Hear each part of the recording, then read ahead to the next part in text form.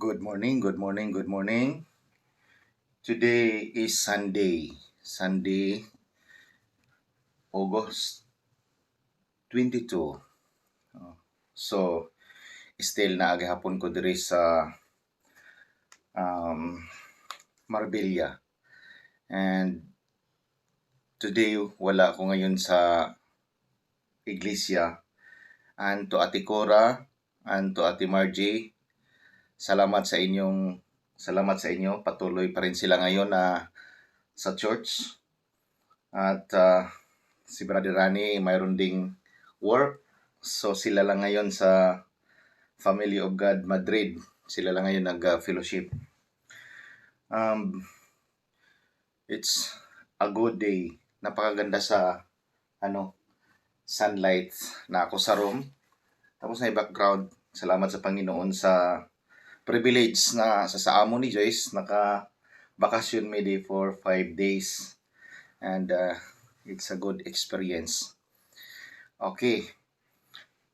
Since today is Sunday, let's go to the message. Encouragement, especially sa pinaabot ko to na mensahe sa Family of God as an encouragement. Kumusta kayo? Huwag tayong manghina, huwag tayong mag-stop at saka huwag tayong doubts. Let's continue in serving the Lord with love and joy and peace. Okay? Now, I'm gonna share today in the book of Matthew. In the book of Matthew 14 verse 13 to 21. No? Na search sa Bible nyo or mayroon kayong cellphone, just Google the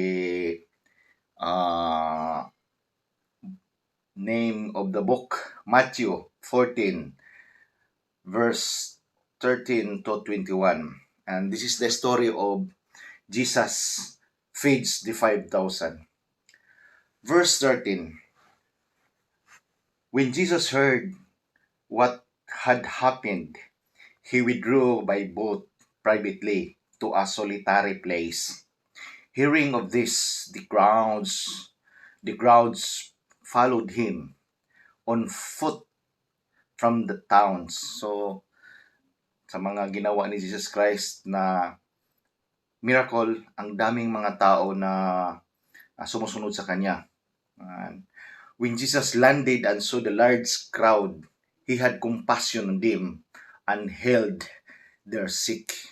So pinagaling ni Jesus Christ on that time during he was on earth. Lahat ng sumunod sa kanya during that time in this story. Okay? He had compassion on them and healed their sick. Okay, verse 15. As evening approached, the disciple came to him and said, "This is a remote place. It's already getting late. Send the crowds away so they can go to the villages and buy themselves some food." But verse 16, Jesus replied, "They do not need to go away. You give them something to eat." Yan ang reply ni Jesus Christ. So, negative ang reply ni Jesus Christ sa disciples. Kay disciples wants them to go away because here makikita natin the three circumstances makikita natin dito. Okay? The evening approach. It means, Hi Jo, kumusta? Kumusta ang Parulin? So, the evening approach meaning the time. Number one, the time. Kasi itong mga tao na to ay sumusunod kay Jesus Christ, a crowd of people following Christ. So, the disciples' concern, number one here, is the time. Gabi na. Okay. Number one, time. And second, sabi niya, this is a remote place. So, yung lugar, yung time, number one. Second, place. and it's already getting late another time. Send the crowns away so they can go to the villages and buy themselves some food. So mayroong tatlo dito. Number 3 is that they can buy themselves some foods. So the high necessity of needs sa pagkain. So mayroong tatlo dito. The time, the place, and the pangangailangan sa pagkain. Ito ang tatlo na nakapahindrances sa kanila sa pag-follow kay Jesus Christ. But when we approach Christ, sabi niya dito, we have here, sabi ni Jesus Christ, Jesus replied, they do not need to go away. No, hindi na kailangan sila pang umuwi. Napaka-positive ni Jesus Christ. You give them something to eat. Sounds like this na we can provide them, as because what has Jesus had? Anong mayroon kay Jesus Christ? He can do a miracle on this time. Yes, sabi niya, wag nating paalisin yung mga tao na sumusunod sa akin. Di ba? So, ibig sabihin yung mga tao, they have their belief in God. They have their faith and they are willing to follow whatever the circumstances is. Kasi, sumusunod lang silang nakapaa. Okay? Kahit gabi na. Okay? Kahit ang area dito, in other translations, sinasabi, it's a desert place. So, malayo sa community where they can buy a food for them to eat. Malayo sila. So, and normal, pangatlo, nangangailangan sila ng pagkain. No? So, the necessity of pangangailangan para mabuhay ang tao. Ito yung tatlo na isi-share ko ngayon that can create us to draw back in following Christ. Yan ang maganda dito. Kasi this morning, I just want you to encourage mga kapamilya in following Christ na napaka-interesting to follow Christ kasi He will do miracle. Ang Diyos, sabi ng Bible, Jesus Christ is the same yesterday and forever. So, itong story na ginawa ni Jesus, it leads us to encourage nowadays as a follower, as a Christian. Okay? Ganito kasi yun. Anong sabi niya? Jesus replied, they do not need to go away. You give them something to eat. But the disciples says, how can we do? Sabi ng mga disciple, we have only 5 loaves and 5 loaves of bread and 2 fish. 2 isda. They answered. So, paano natin mag-serve tayo? It is impossible. Mayroon lang tayong 2 isda at saka 5 tinapay. And sabi ni Jesus Christ, napaka-positive. This is the work of Christ. Remember mga kapatid, this is how God works when we follow Christ. Okay? Sabi niya, bring them here to me, He said. Wow. This is the word of Christ when He said, let there be lights. And there was light. Okay? Just we have to be attentive of the word of Christ because there is power in His word. Yeah? Di ba? Sabi niya sa Hebrew 12, sabi niya, His word is like a sword that penetrates between spirit and soul. Okay? Yan katulis. Yan ang work ni Christ. So, wag nating mamaliitin. So, ang instruction ni Christ, sabi niya, okay? Bring them to me. Bring the loaves and the fish, okay? And He directed the people to sit down on the grass. It's just like saying, relax lang kayo. Okay? If you worry about time, if you worry about the place, and if you worry about the necessity, that's something to it, relax lang kayo. Okay? Kasi you coming here in this place not to do something but because you have faith in me. Napakaganda dito. So, I want you to visualize in a very simple way sa pangyayari na nandyan na ang mga tao, nandito na tayo sa faith kay Christ, naniwala na tayo kay Kristo. Okay? Alam mo natin mga kapatid, ganito kasi yon. Sa paniniwala natin kay Christ, these are the hindrances. Number one is the time. Okay? Mahirap. Kasi dito, sabi na, gabi na. No? Mahirap ang panahon, Sunday, marami akong trabaho. I have to enjoy. Di ba? I have to enjoy the, hindi ako pwede mag-fellowship. Okay? Kasi, we have to enjoy ourselves. Well, I'm not saying na fellowship into congregation, but fellowship into God. Okay? Having fellowship nga, wala ka ng time sa pakipag-usap sa Panginoon. Wala ka ng time sa pagkain sa Kanya. Ano yung ibig kong sabihin sa pagkain sa Kanya? His Word. We have to meditate. We have to hear the words of God. Okay? Haydon, we have to hear the words of God for the reason that we can maging healthy tayo. Not only for physical, but for our spiritual life. Okay?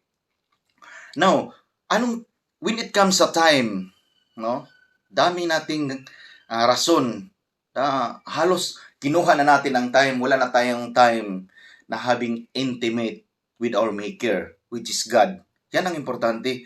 So, hindi lang, it's good when you woke up early in the morning, you just, pagising sa umaga, si Jesus kaagad ang nasa isip mo. No? We talk to God by the Spirit. No? Ano ang mga, we gonna thank Him for another life that we have. Yan. Isa yan sa mga makikita natin na how we use the time. Anong sabi sa Bible? Redeeming the time because the days are evil. Anong ibig sabihin sa redeeming the time? You have to save the time. Ibig sabihin yan na we have to use the time wisely.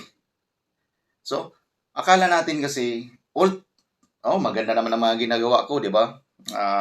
It looks like marami kang tinutulungan. But what I mean, if we save time, we have to do it wisely. Hindi tayo malinglang sa time. We have to give time to have an intimate relation to God by communicating Him, by reading His Word. Yan. Paano mo masasabi na ikaw ay nakikinig sa Panginoon kung hindi ka nagbabasa ng Bible? Di ba? So, how can you increase your faith, no? Where the Bible says is faith comes from hearing and hearing by the words of God. Yan. Kailangan natin maano yung time kasi ito yung komplikado sa life natin. Kung makontrol na tayo sa mga bagay na it can drive us na makakakuha na sa pakig-intimate mo o sa pakig-relasyon mo sa Panginoon. So, we have to set a good time for God. Okay? Now, another dito na circumstances that can hindrance us to follow Christ. Sabi niya dito, this is a remote place. Wow. In other words, this is a desert place. No? Once we follow Christ, we go to the desert place. Dito, habang sumusunod sila kay Kristo, napunta sila sa disyerto. Alam mo ba mga kapatid, ano yung word na desert? In other words, wilderness. And when we talk about wilderness, it is a place where Jesus also was tested. So, ito na. I have to derive like this. When we follow Christ, we go to the place which is called wilderness. Wilderness is a place where we are in test. Na tayo ay ititest yung number one, yung faith natin.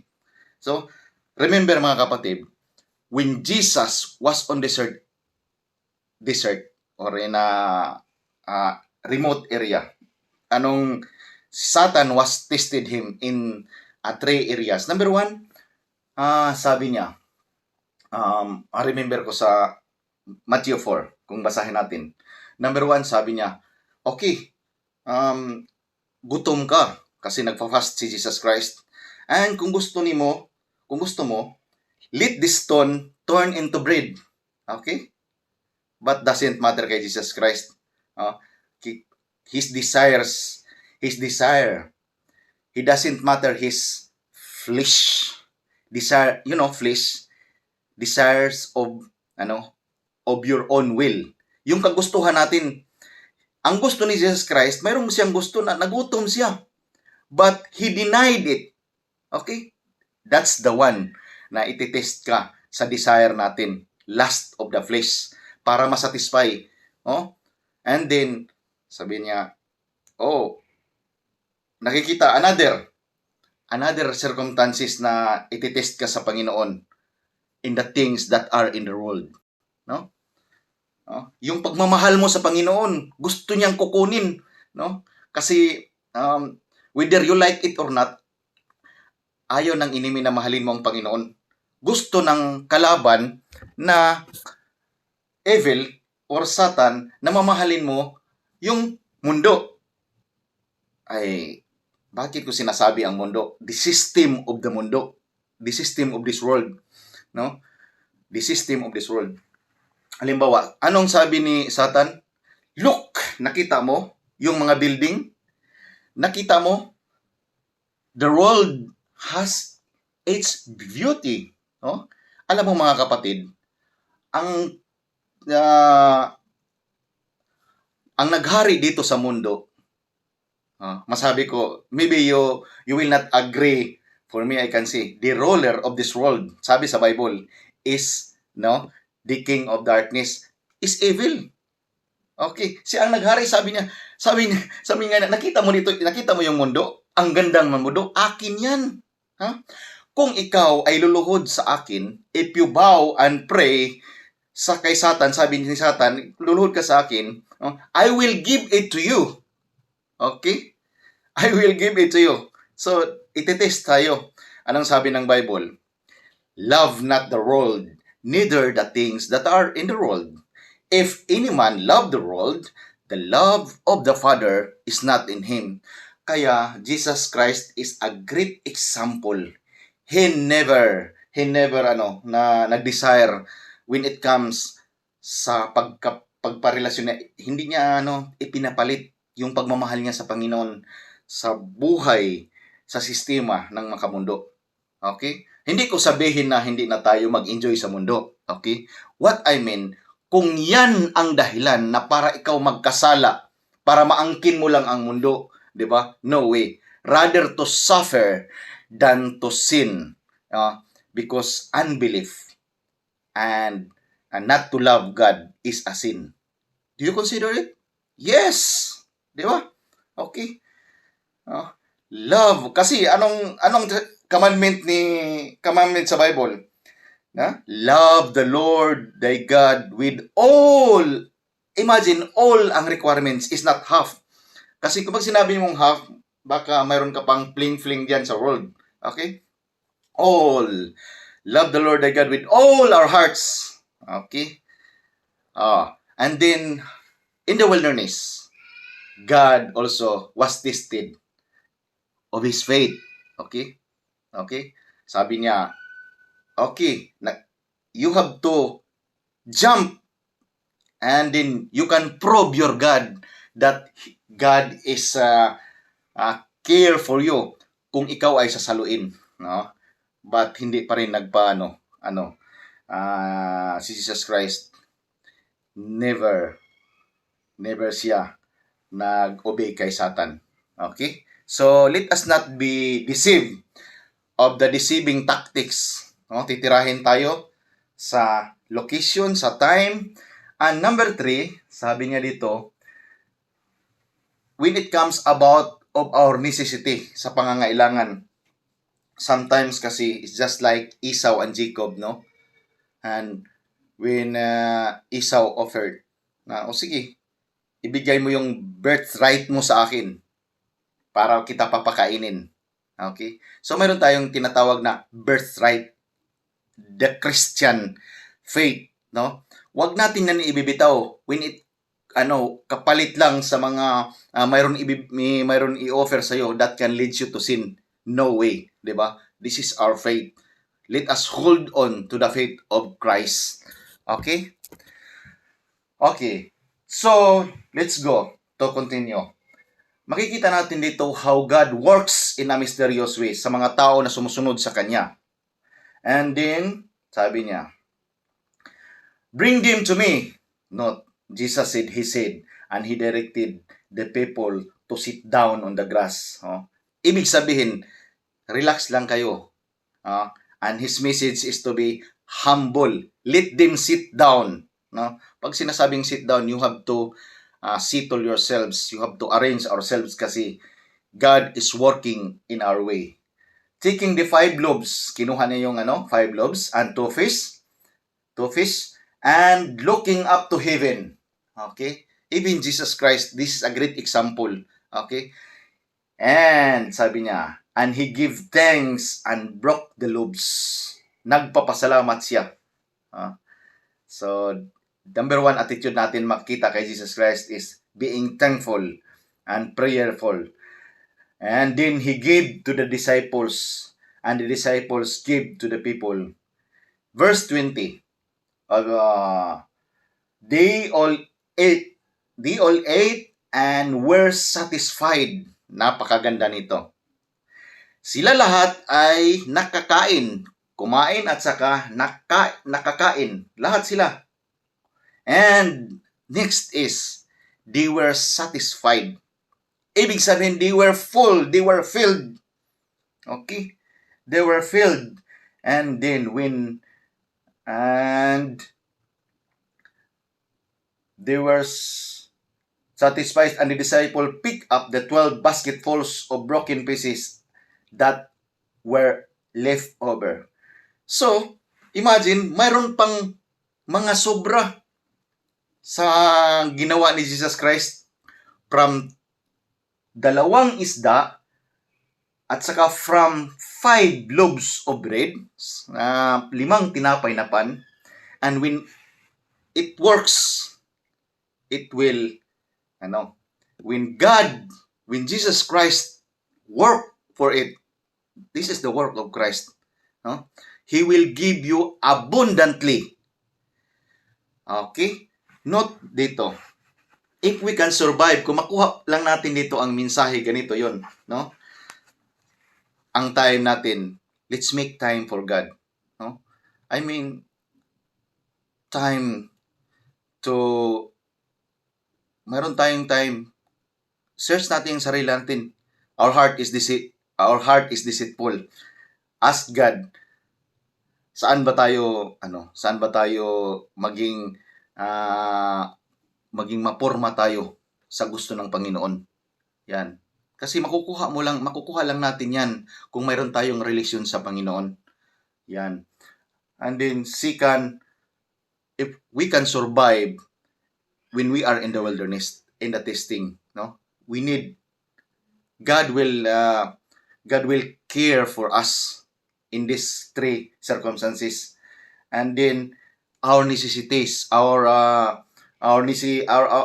pangangailangan natin sa material, dito pinoprovide ni Jesus Christ. Now, I have to go in a spiritual in a spiritual idea or in a spiritual way so that it will encourage us. Ganito kasi yun. Mayroon tayong kunti na which not hindi pa full yung pagsusunod natin kay Christ. Yan, mayroon kang faith. You tried to do it. But when God help us, okay, this is it. Kasi hindi magmo-move si Christ if you are not following to Him. Dito, makikita natin na nag-work lang si Christ sa mga sumusunod sa Kanya. Okay? Yung mga tao lang na nandyan na sa area na gusto niya hindi na mo babalik. Kasi kung ikaw ay babalik sa dati mo, because of the time, because of the place, and because of your necessity, babalik ka sa time, no? Sa mga ginagawa mo after you repent, hindi mo ma-feel, hindi ka masasatisfy kasi hindi ka masali sa work ni Jesus Christ. Itong mga tao lang to ang nakaramdam ng satisfaction. Na imagine mga kapatid, sabi niya dito, they were satisfied. Ibig sabihin, they were filled because their hearts were open. Okay? Yan. So, mag-work ang Panginoon kung tayo ang ano natin, we are open and we are hungry. We need not to go back. We have to continue follow Christ.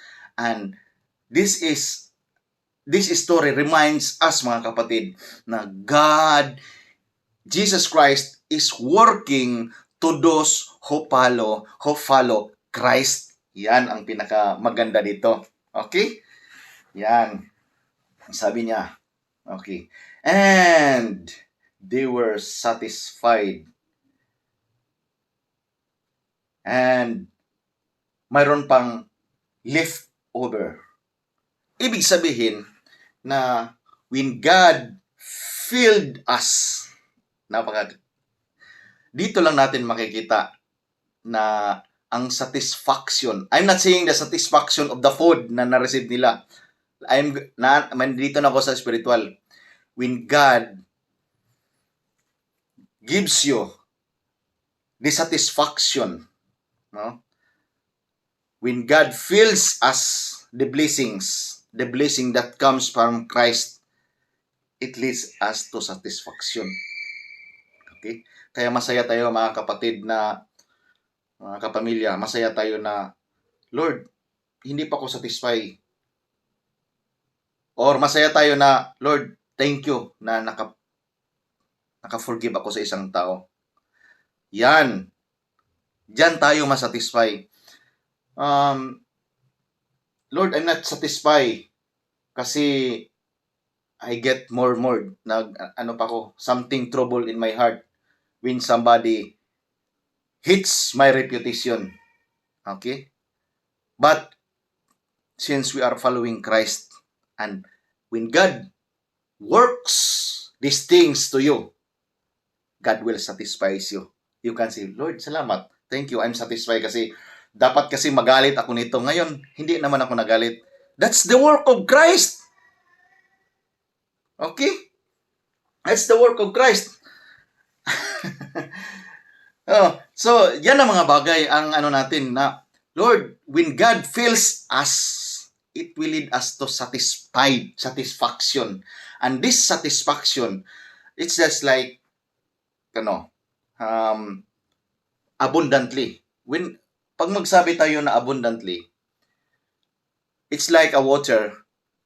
Kung ilagay natin sa baso, an example, yung baso na yun is our heart or our life. When God works, siya yung mag-fill sa atin. And when it comes to satisfaction, it means abundantly. And what happened? Abundantly ang pouring, paglalagay, the blessing of Christ abundantly. Anong mangyari sa water? It will flow from the cup. Diba? Flow from the cup, and it will lead na lalabas yung hanggang ma-fill sa iba, maaabot sa iba.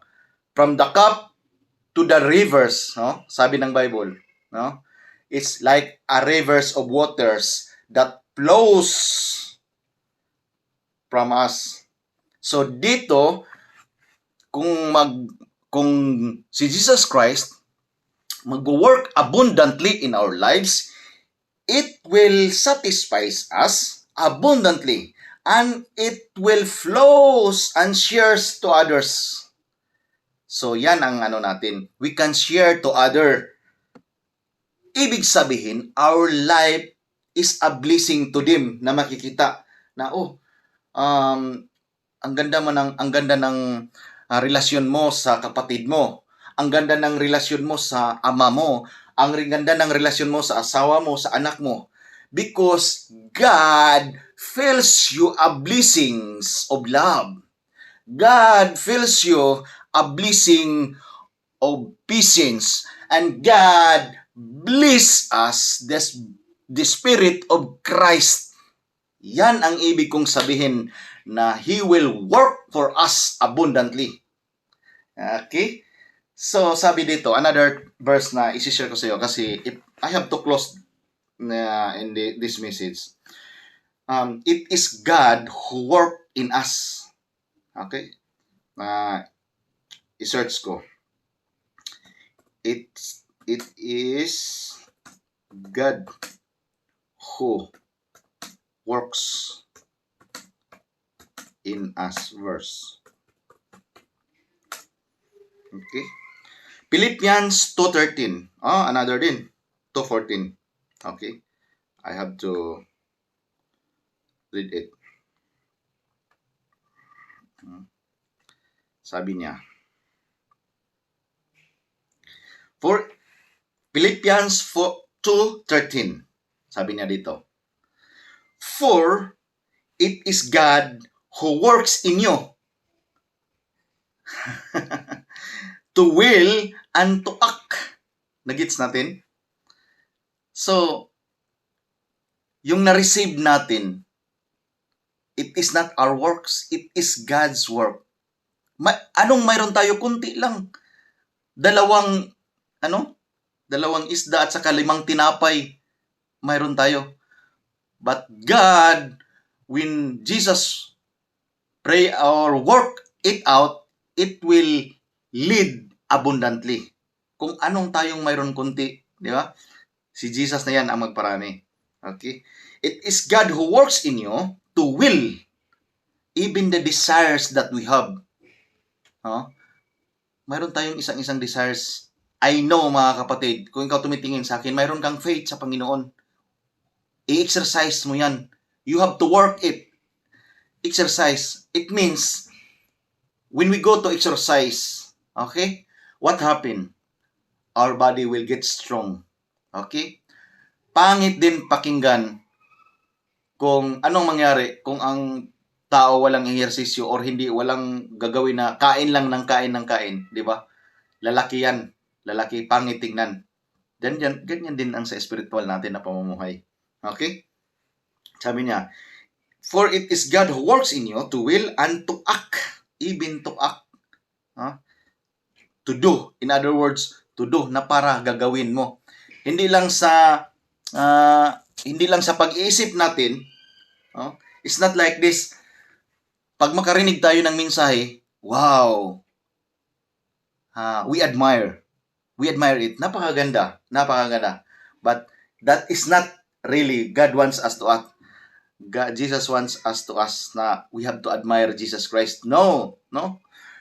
It's only not only by admiring, but we have to desire. Not only by desiring, but the next level is we have to be a partakers. Ano yung partakers? Inheritance. Maging kasali tayo nito. 'Yon ang nakapaganda sa life of Christianity. Kasali tayo dito na mamuhay because of Him. In order, tapusin ko pagbasa Philippians 2:13, for it is God who works in you to will and to act, meaning to do, hindi lang sa desire, hindi lang sa admire, but as a partaker, to do. Kaya nga may mga circumstances na saan tayo ititest. Oh, Lord, thy will be done, not my will be done. Meaning, you have to die yourselves. Okay? In order, napakaganda, in order to fulfill His good. Napakaganda. For the purpose in fulfillment sa kagandahan. For His good purpose. Wow. The good purpose for His calling. No? Kasi ang calling natin, yan, sinabi ko na, is not the place of heaven. No? It's to be the image of Christ. Okay? Anong sabi ni, in the first place, sinabi ni God, let us make. Mayroon siyang gagawin. Gagawin natin to. Let us make man in our image. Hindi niya sinasabi na let us make man to go to heaven. Ha? Let us make man in our image after our likeness. Okay? So, the purpose of God, why He created us, because for her likeness. That's why our calling and our the calling of the purpose is that we have to be in the likeness of the image of Jesus Christ. Kasi nagiba yun because of sin. Okay? Kaya dito, ibabalik natin yung image natin na gusto na mangyari sa Diyos. Okay? Okay. Kasi, ano sabi? For the wages of sin is death, but the gift of God is eternal life. Okay? So, kung patuloy tayo magawa ng under sa kasalanan, mayroon kang salaryo, mayroon kang matatanggap na salaryo. Anong sabi? Wages of sin. Kung nagtatrabaho ka, ang trabaho mo ay kasalanan, ang kasalanan, ano ang wages? Ano ang salaryo? Ano ang salary sa iyo? For the wages of sin is death. Death meaning separation from God, forsaken by God. Yan ang ma-receive mo. But the gift of God, ano sabi? For the wages of sin is death, but the gift of God is eternal life. Yes, the gift of God to us is eternal life. Yan ang plano sa Diyos para sa isang tao. I hope na-encourage tayo ngayon na it's a Sunday, mga kapatid. And wag nating kalimutan, every day is our day, but we have to, it's a reminder for us when we follow Christ. Marami tayong, we have to consider, no? The time, the place, and our mga needs. But, anong makikita natin in this story? God will work for us. Okay? So, ibigay lang natin kung arong mayroon tayo. And God will work it. And hindi lang, He will satisfy our need. Napakaganda mga pangailangan natin. And ano sabi ng Bible?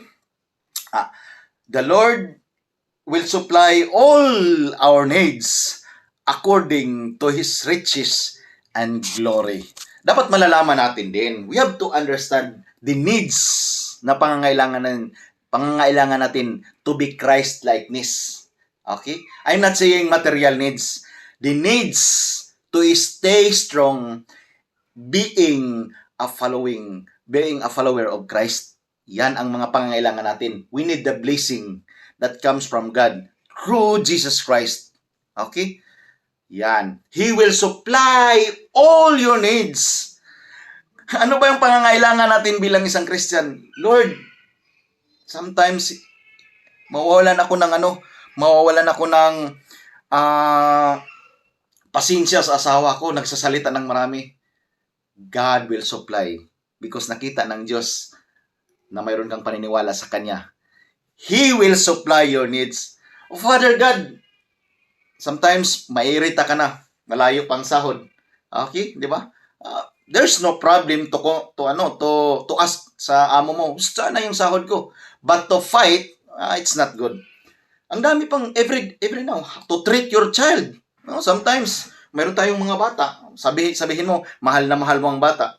But, sometimes, example, kung magpakain ka, tapos yung pagkain na mainit, natapon sa paa mo, dahil sa sobrang init, no? Nasaktan mo yung bata. Imagine, revenge. Kasi diyan makikita mo, what is in our heart, the mouth speak it. Kasi, wag mong sabihin na, kasi, na ganyan, na revenge yan. Nasaktan ko siya dahil sa circumstansya, nagipit. No. You have a problem in your hearts. Diba? Hindi ang circumstansya naka-create na nangyari yon. Mayroon na sa sarili mo. You are not free from the bondage of sin, of revenge. No? Dapat mawala yan sa atin. But if we believe Christ, if we follow Christ, God is work for us. Hindi yan magtatrabaho sa ating sarili. He will work for us to will and to do for His purpose. For the image of God. I hope naintindihan ninyo the life of Christianity. Because it's a wonderful, it's a very, very beautiful na pagtuturo nasa kay Kristo. Ito yung pamamaraan na righteousness, the right way to follow God. Makikita natin. Not by the righteousness of the law, the righteousness of the letter, but the righteousness of faith. Okay? Yan. I have to close this one. Salamat. Ay ipinaabot ko yung yung concern sa Family of God sa Madrid. I miss them. Ate Cora, Ate Margie, si Brother Nani, uban sa akong asawa, na kami sa Madrid, uban sa akong anak. But we continue pray na ang Family of God sa Madrid will continue because not only na naningkamot or we sa sarili namin, because we acknowledge God and we trust God kung anong mangyari sa grupo. Bahala na si God. We consider it according to His purpose to them that love God. Have a nice day. And dito, salamat sa mga tumitingin. DC Pugoy, thank you. Salamat sa pagwa-watch. And to my friend from Sweden, si Thomas, Judy, have a nice good morning. Arlene, na kaibigan ni Joyce. Jonas, Jo, salamat sa pagtingin. At saka si Duna, my classmate, my schoolmate sa Surigao National High School. Duna, good. Have a nice day. Maganda dito ang place na sinisit ko na video kasi maganda ang sunrise. Okay? Si Kati Azalam. Have a nice day. And tingnan mo. What a nice, nandito ko sa may, wow. Okay, so I have to enjoy also. Salamat din ako sa Panginoon na nakatikim ng ganito. It's not me, it's the boss of Joyce who invite us na muari diri. Kinuha pa kami ng plane galing sa Madrid. Napaka mabait. Alam mo mga kapatid, makikita ko na yung mga alanganin na mga may pera, medyo pero ito hindi alanganin ng pera. Napaka magandang attitude nila towards sa mga pagtitreat sa mga employee. So makikita mo, ma-appreciate mo na yung mga tao na ganyan. Okay. And mayroon nag-message dito. Okay. Silingan Miss sa Doña Rosario Amping Perme, God bless. Ay, DC Pugoy. Sa Doña Rosario. Kumusta dyan? Okay, salamat sa pagwa-watch. Para maintindihan mo yung message ko, you can pwede nyo ma-retrieve sa mga message ko sa Facebook. Mayroon din akong sa YouTube. Doon din sa Madrid, mayroon tayong tinatawag na grupo. Fellowship yan siya. Sa Madrid, sa sentro sa Madrid, sa Callao. Doon tayo nag-fellowship every Sunday. Kung mayroon nakarinig dito, you can go sa Kalyaw. Just inform me or wag ka nang magdala ng pagkain, libre doon, di ba? Kain tayo, mag-enjoy tayo. At least ang number one na priority natin yung pagkain na spiritual. Okay? And salamat Ate Cora, Ate Margie, in charge sa fellowship ngayon sa Madrid. Salamat sa mga buhay nila na panay nagpatuloy, okay? Sa in this ministry, this is not our ministry. This is God's ministry. He will do to do will and to act or to do. Have a nice day and good morning to all of us.